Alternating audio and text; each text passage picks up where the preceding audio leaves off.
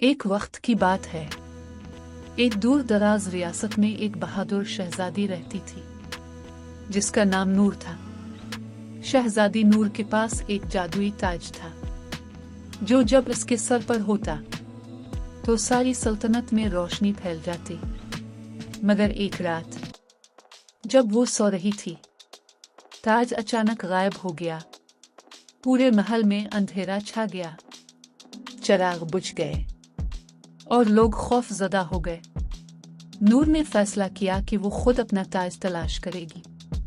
اس نے اپنا نیلا لباس پہنا اور اپنے گھوڑے اور لاؤنا پر سوار ہو کر نکل پڑی۔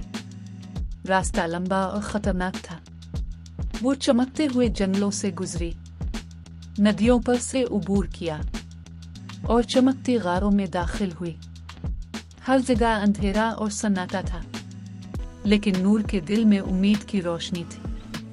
آخر کار ایک غار کے اندر اس نے تاج دیکھا، مگر تاج مدھم تھا، اس کی روشنی ختم ہو چکی تھی۔